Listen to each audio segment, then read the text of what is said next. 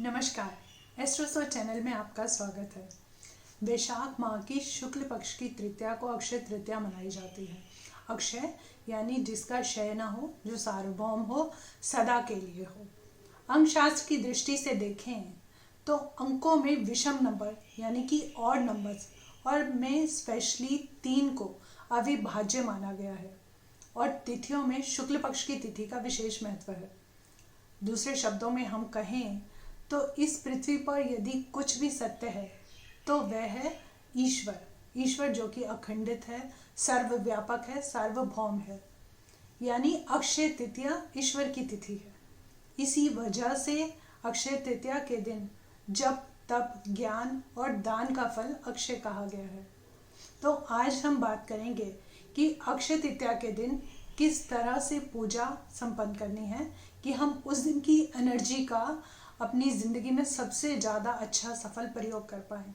मुहूर्त की बात करें तो अक्षय तृतीया 25 अप्रैल रात में 11:50 पर तृतीया तिथि आरंभ हो जाएगी, परंतु सूर्य उदय होने की तिथि को लेने के लिए हमें 26 अप्रैल सूर्य उदय होने से लेकर दोपहर 1:21 के समय को हम सबसे शुभ और ऑस्पिशियस मानेंगे पूजा के लिहाज से।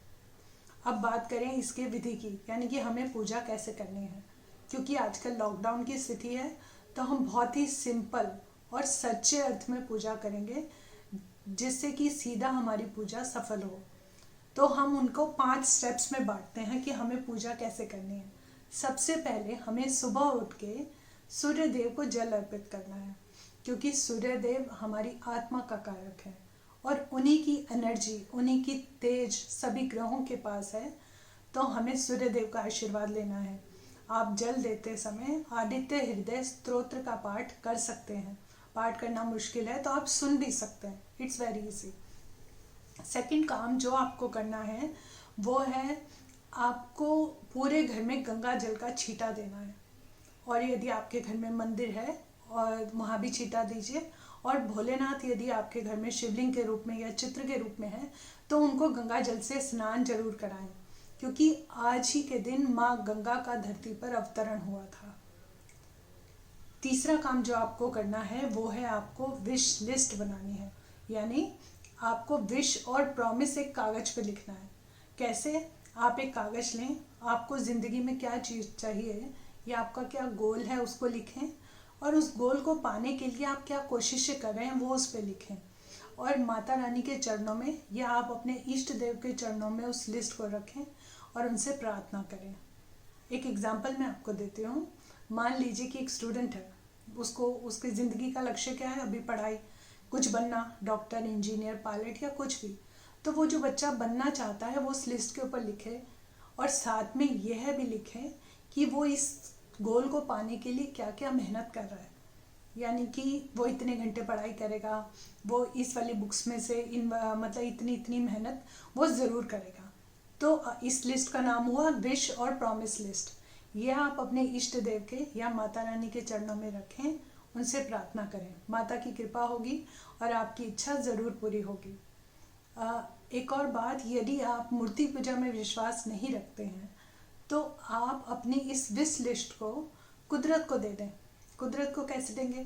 कुदरत को देने के लिए आप अपने घर के आसपास कोई पेड़ लगाएं, किसी भी पार्क में, घर के पास आंगन में, यहाँ जहाँ भी आपको जगह मिल जाए, और उसके नीचे अपनी विश लिस्ट को दबा दें। तो कुदरत आपकी ये इच्छा ज़रूर पूरी करेगी। आप करके देखें। तो फोर्थ काम आपको क्या करना है, आपको माता रानी का ध्यान करना है, जप करना है। वो कैसे? आज के दिन माँ आदि शक्ति की पूजा की जाती है। आपके पास दुर्गा रूप में, सरस्वती रूप में या माँ किसी भी रूप में है, आप उनकी मूर्ति को नहला के साफ जल से लाल कपड़े पे रखें, तिलक लगाएं, उनके समक्ष देसी घी का दीपक जलाएं और माँ के निर्वाण रक्षा स्तोत्र का पाठ करें, या बीज मंत्र का आप कम से कम 11 माला का जाप कर सकते हैं।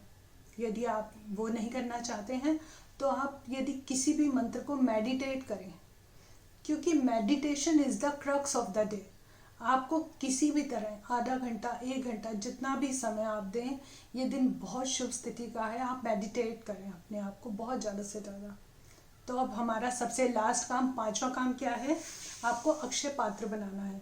यानी कि यदि घर में कोई भी गागर है, कोई घड़ा है, कोई बर्तन है, आप उसको अनाज से भर दें और उसमें कुछ दक्षिणा रखकर, जितना आपसे पॉसिबल हो, जितना आपकी पॉकेट अलाउ करती हो, और आपके दिल में वो दुख ना आए कि मैंने इसको हाई इतने पैसा दिया, जो आप कंफर्टेबली दे सके, चाहे 1 रुपया हो चाहे 1000 रुपया हो, तो आप वो दक्षिणा उसमें रखें और दें।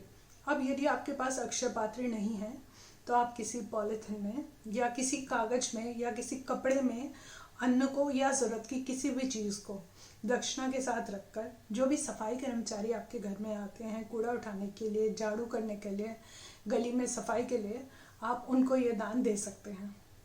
अक्षय तृतीया के दिन के महत्व को समझते हुए अंत में मैं आपसे यही कहना चाहूँगी, जब करें तब करें, ज्ञान लें, दान दें।